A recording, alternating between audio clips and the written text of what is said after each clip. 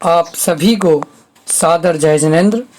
स्वागत है आप सभी का हमारी छोटी सी पाठशाला में।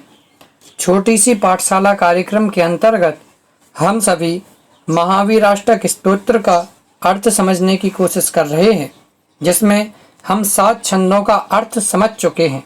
आज हम 8वें और 9वें छंद की चर्चा करेंगे, जो कि हमारे अंत के 2 श्लोक होंगे। कल हमने 7वें छंद के ऊपर चर्चा की थी। आज हम 8वें छंद के ऊपर चर्चा करेंगे। कल हमने 7वें छंद के माध्यम से देखा था कि भगवान महावीर स्वामी जब बाल अवस्था में थे, तब उन्होंने चढ़ती हुई जवानी में, यौवनावस्था में ही, कुमार अवस्था में ही इस दुर्देव जो काम रूपी ज्वार है, काम का बुखार है, कामदेव का जो वशीकरण है, उसे उन्होंने दूर कर लिया था। उसे अपने ऊपर चढ़ने ही नहीं दिया था, हावी नहीं होने दिया था, जबकि यह रोग सारे दुनिया को, तीनों लोगों को लगा हुआ है। तो कल हमने 7वें श्लोक में ये देखा था।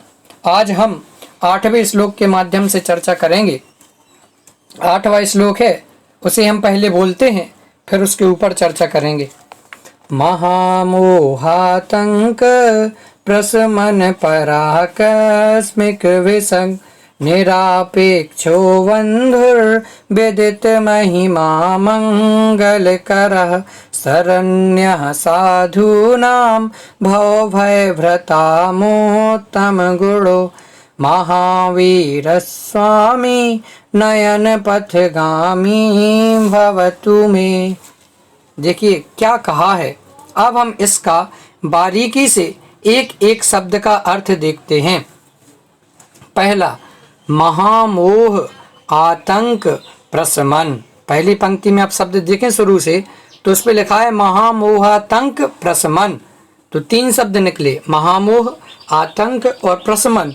देखो, यह जो मोह को रोग कहा है ना, यह मोह जीव को अनादिकाल से लगा हुआ है।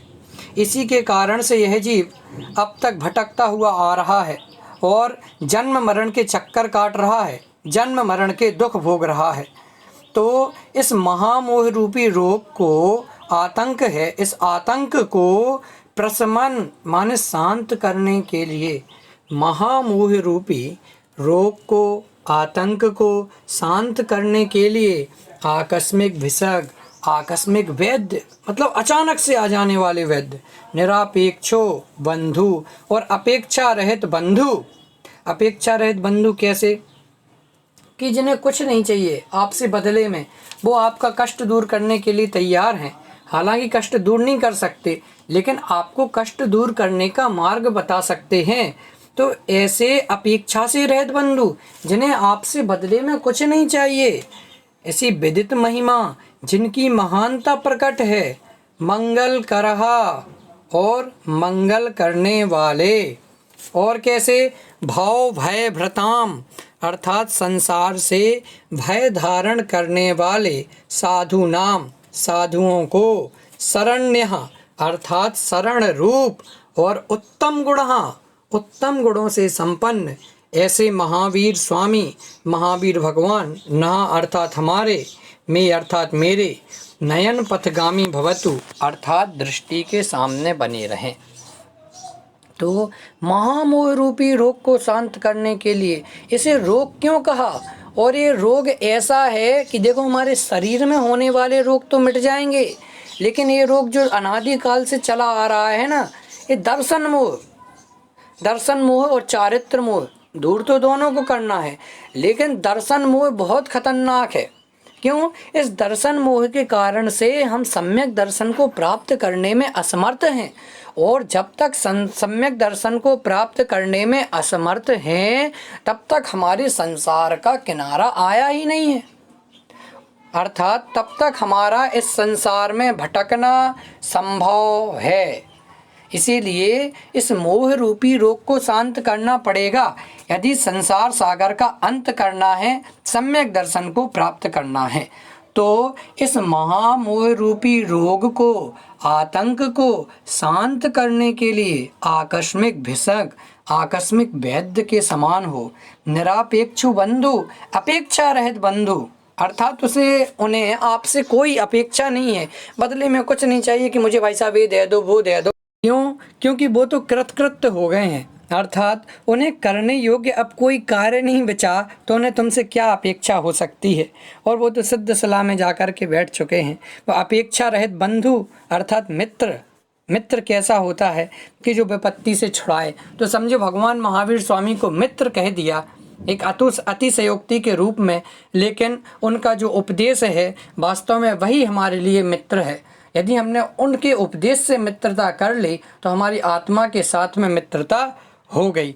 और विदित महिमा जिनकी महानता प्रकट है, तीनों लोकों में यश को धारण करने वाले हैं, मंगल करने वाले। अरे जिनका नाम स्मरण मात्र ही भव्य जीवों के लिए मंगल करने वाला है, ऐसे भगवान महावीर स्वामी को यदि कोई अपने जीवन का आदर्श बना ले तो समझो उसके तो संसार सागर का अंत आ गया है। और भाव भय भ्रताम, संसार से भय धारण करने वालों के लिए साधुओं को, अर्थात देखो साधु की समझो एक परिभाषा बना दी कि जो संसार से भय को धारण करने वाले हैं वो ही साधु हो गए। बात ख्याल में आई ना, मोटी अपेक्षा से कि यदि हमें संसार सागर से भय लगने लगा, आत्मा के प्रति रुचि आ गई कि अब तो हमें कल्याण का मार्ग ही प्राप्त करना है, तो समझो हम अब साधु हो गए। अब हम साधु बनने की ओर अग्रसर हो गए। और कैसे हैं? शरण्यः, शरण रूप हैं, अर्थात कोई भी आ जाए जिसे आत्मा की रुचि है उनके लिए शरण है। उत्तम गुणः, उत्कृष्ट गुणों से संपन्न हैं। महावीर स्वामी, ऐसे भगवान महावीर स्वामी नहा अर्थात हमारे में अर्थात मेरे नयन पथगामी भवतु, अर्थात दृष्टि के सामने बने रहें, मेरे आदर्श बने रहें, मेरा मार्ग प्रशस्त करते रहें।